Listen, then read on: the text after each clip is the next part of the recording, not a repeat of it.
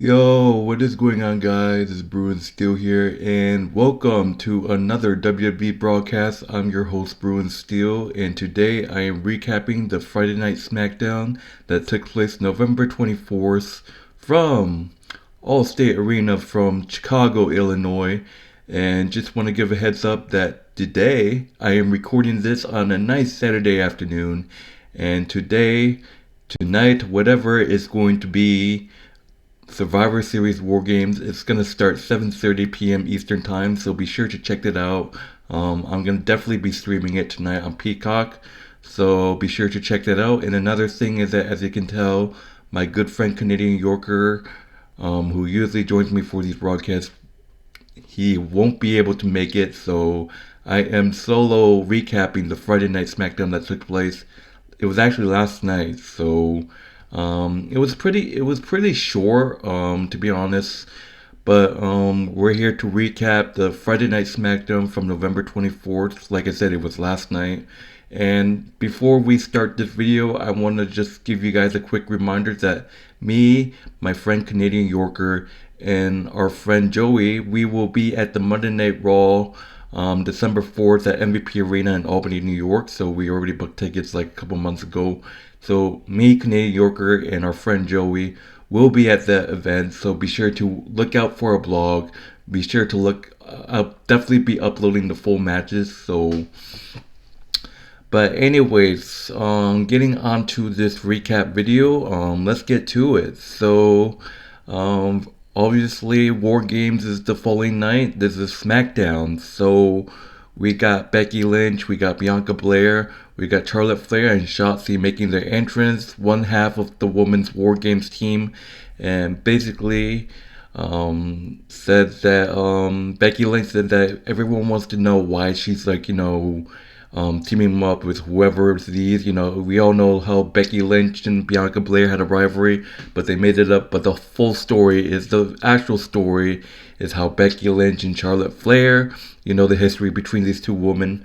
Becky Lynch and Charlotte Flair are great friends, and everyone's wondering, can they coexist? Basically,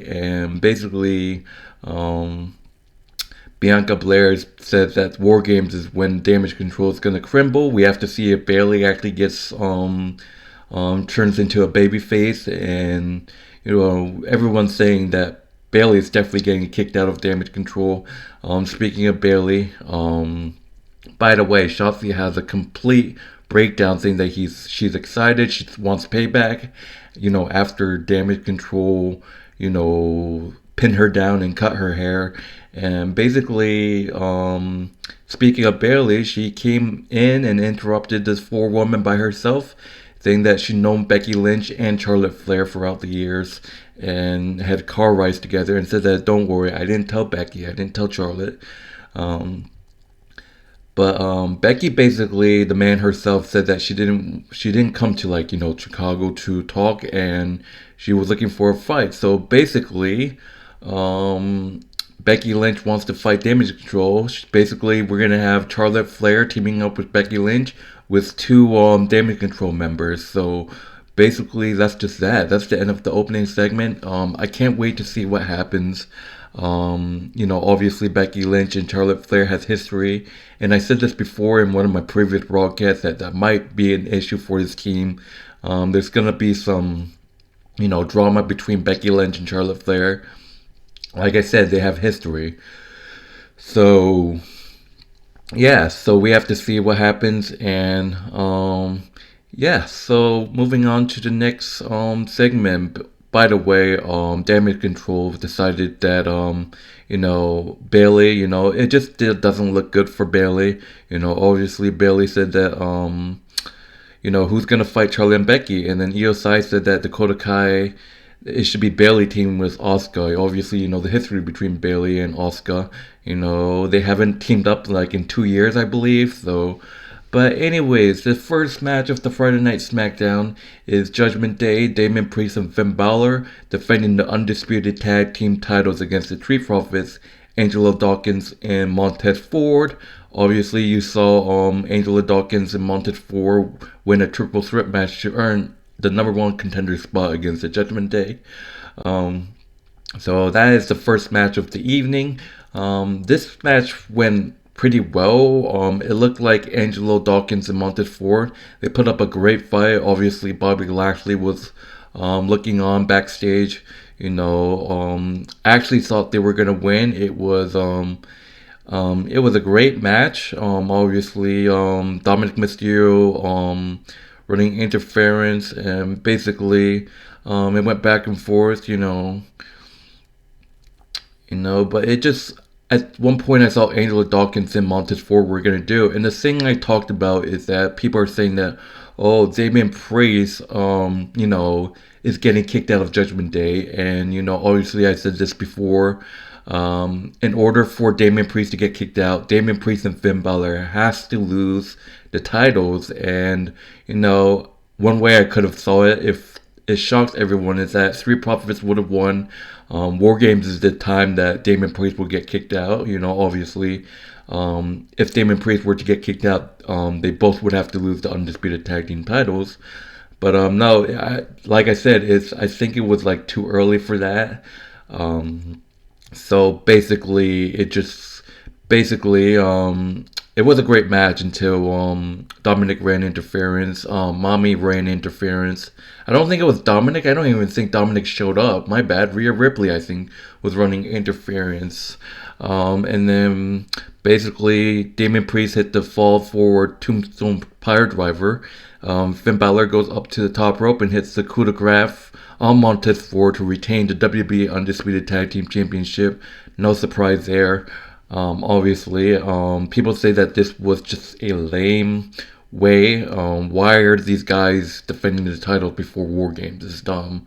But overall, this was a great match. Montez Ford and Angela Dawkins, obviously they were close, and you all saw how frustrated Bobby Lashley was.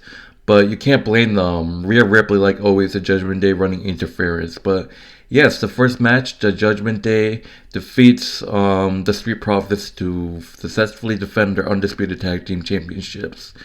And obviously, Rhea Ripley basically taunted Montez Ford. Basically, the next segment is Becky Lynch and Charlotte Flair. Obviously, like I said, the tension between these former two best friends. Charlotte Flair went to Nick Aldis, talked with Adam Pearce, and Becky Lynch was pissed off. So it's not looking good for the team. Moving on to the next segment, we got Grayson Waller hosting the Grayson Waller Effect, and it said that they were gonna host.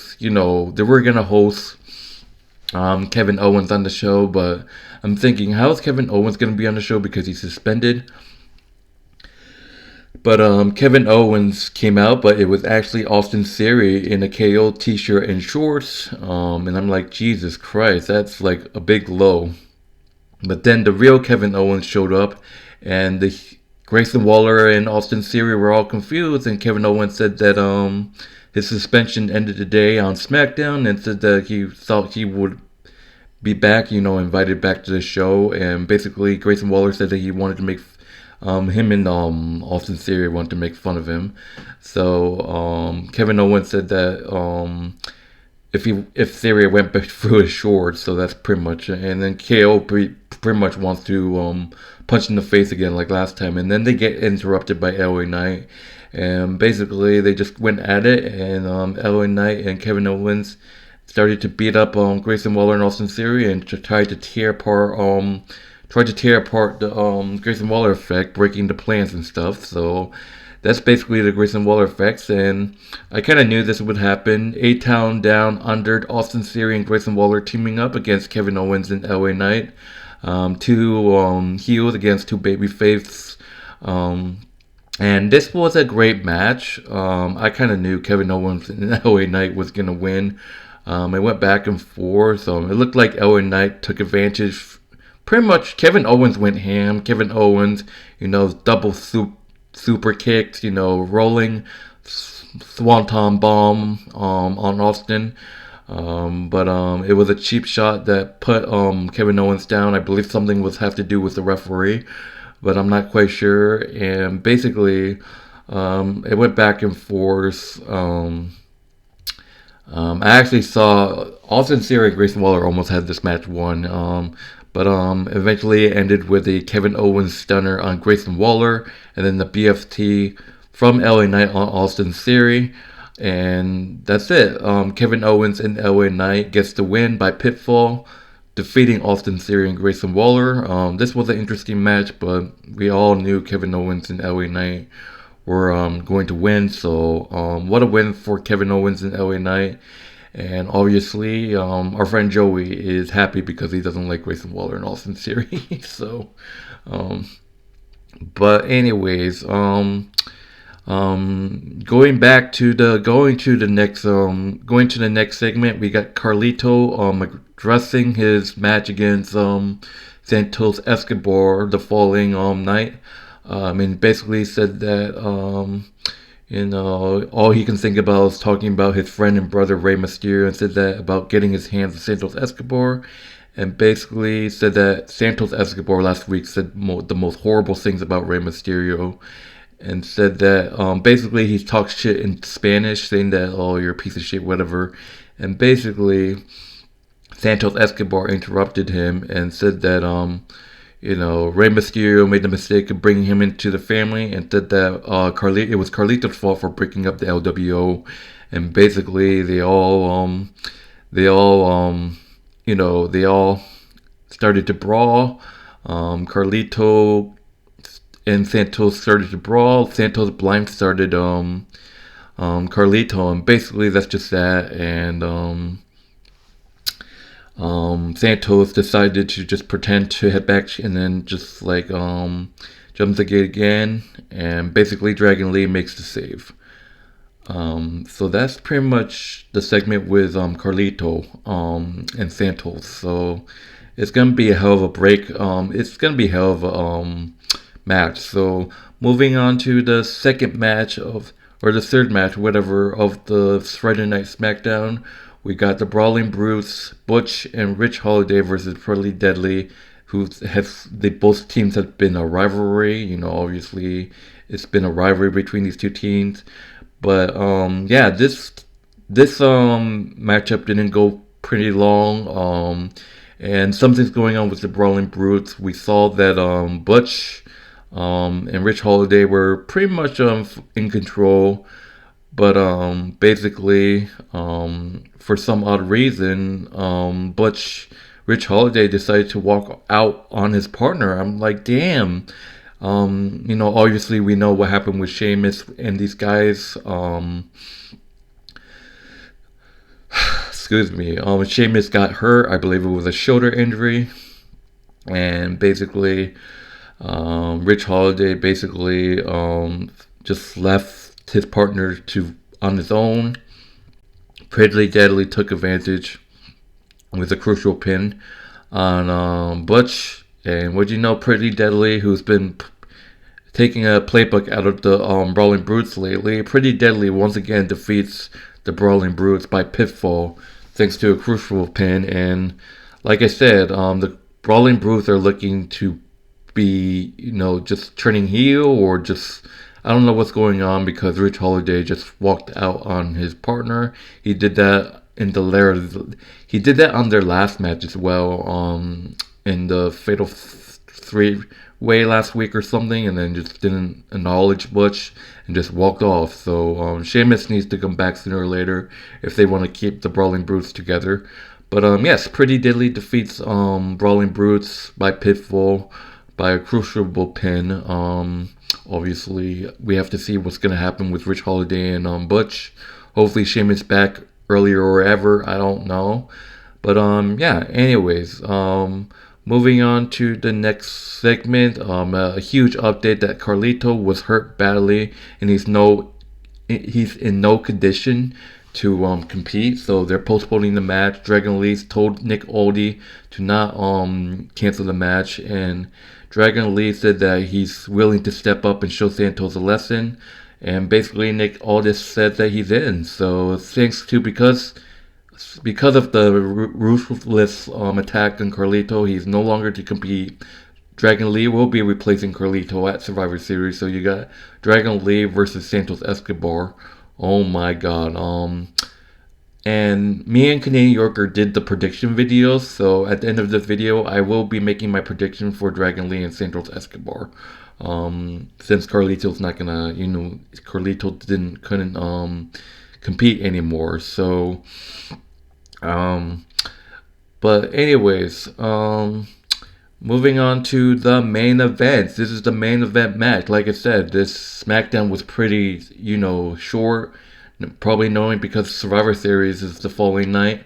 But we got Becky Lynch and Charlotte Flair versus Damage Control and Asuka and Bayley. Obviously, earlier that night, Becky Lynch and Charlotte Flair kind of had, a disagreement. And obviously, you saw, I didn't mention it, but you saw Bianca Belair trying to confront Becky Lynch about Charlotte. And you can see Shotzi confronting Charlotte Flair about Becky. And they see Becky Lynch and Charlotte Flair saying that if they're good, they said that they're good. And they walked out for the main event, which is Becky Lynch, Charlotte Flair versus Damage Control, Asuka, and Bayley. So obviously it went back and forth. I actually thought this was a great match. Becky Lynch was in trouble for a bit and then got the tag to Flair. Flair was able to hit a moonsault on top of the ring on Asuka and Bayley. It went back and forth. Asuka was able to hit a huge code breaker, which was Chris Jericho's. Obviously, the code breaker was Chris Jericho's own move, obviously. But basically, Becky Lynch breaks it up, and then basically, Becky Lynch hits a huge DDT. And Becky Lynch was able to hit a manhandle slam, but Charlotte Flair spears Asuka into the cover and accidentally breaks it up. Becky Lynch's lips got busted open, and she confronts Charlotte. Like I said, tensions between Charlotte Flair and Becky Lynch, obviously. And then Bayley shoves her. Bayley was able to hit a lateral press on Becky Lynch to win the match, thanks because Becky Lynch and Charlotte Flair was in the disagreement and they were going in, but it just didn't work out. And post-match, Becky Lynch and Charlotte Flair was still bickering as Bianca and Shotzi still kept the pace as Lynch starts to walk away. And so far, look, I picked Team Bianca to win this War Games, but like I said in my prediction video, there's probably going to be most likely tension between Becky Lynch and Charlotte Flair, and you all know the history between those two women. Rivalries, they were best friends at one point, and then they hated each other, started a rivalry, and they haven't really teamed up since. So obviously it could go either way. I don't know if I'm confident in my pick yet anymore, because the whole situation with that we just saw with Charlotte Flair and Becky Lynch last night. So we have to see what happens. But anyways, that's basically the show. It's a pretty short show. I mean, it's in Chicago. People are talking about a possible CM Punk return. There was some CM Punk chants in the crowd. It could be the guy that Shinsuke Nakamura is going after is CM Punk, but we have to wait and see. But like I said, Survivor Series War Games is tonight. This is recorded a Saturday afternoon, guys. So Survivor Series War Games is tonight. By the way, yes, I do want to make my predictions since there's a little changes. Because Carlito got attacked, he's no longer able to compete. He got hurt badly after the vicious assault by Santos Escobar. Dragon Lee will be replacing Carlito at Survivor Series. So you got Dragon Lee and Santos Escobar. Let me see real quick. Honestly, I said that Carlito was going to win, but knowing Santos, he's just brutal. I think I'm gonna change my pick. I just think, look, Dragon Lee is great, but I just feel like Santos is gonna win. But obviously, because Dragon Lee is stepping up, I think he's gonna get help from the LWO, obviously. But you know what? This is tough, obviously. Look, I love what Dragon Lee has done so far when he's not on NXT. Obviously, honestly, at this point, I think Dragon Lee is a SmackDown superstar now. Obviously he came into SmackDown and he feuded with Dominic Mysterio, obviously, and he made some appearance against Cedric Anderson, Alexander, whoever, and that's just that. But obviously, Santos Escobar's the biggest turn heel, obviously, and he said, "Don't meet your heroes," and said some disgusting stuff about Rey Mysterio. But you know what? I'm gonna go ahead and take him. I don't care. I just feel like he's a high flying guy. I just feel like he's good enough to win matches. So I'm gonna stick with my pick. Well, I picked Carlito, but I'm gonna pick Dragon Lee. I think I'm picking Dragon Lee over Santos Escobar. Sorry, but I might be wrong. So, but anyways, that will do it for the Friday Night SmackDown, November 24th. In terms of grading, I give this show a B plus, or no, I give this show a A minus. I think it was good show. It was short. But anyways, thank you guys for watching this broadcast. I'm your host, Bruin Steel, and I want to give a huge shout out to my friend Canadian Yorker who wasn't able to make it.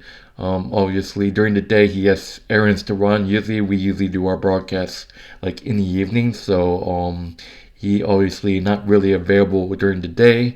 So I'm here to do it real quick since Survivor Series War Games is tonight. Speaking of that, tonight is Survivor Series War Games. You guys can check it out on Peacock. Be sure to stream it. It's going to be at 7:30 p.m. Eastern Time in Chicago on Peacock. So I'm definitely probably will try to stream it.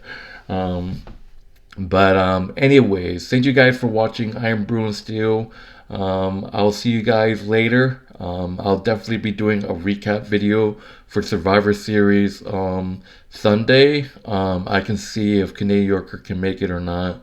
And then we got Monday Night Raw next week, and then we got Friday Night SmackDown, and the following Monday night, the week after next week, me, Canadian Yorker, and our friend Joey will be at the event. Me, Canadian Yorker, and Joey, our friend Joey, will be at the Monday Night Raw at December 4th at MVP Arena in Albany, New York, where we're from. So be sure to tune in on the blog, and the full matches will be on my channel. But like I said, thank you guys for watching. That will do it for this broadcast. I hope you guys have a awesome Saturday afternoon, and be sure to don't miss Survivor Series War Games tonight. And that will do it, guys. Thank you guys for watching. I'm Bruin Steel, and I am out, guys.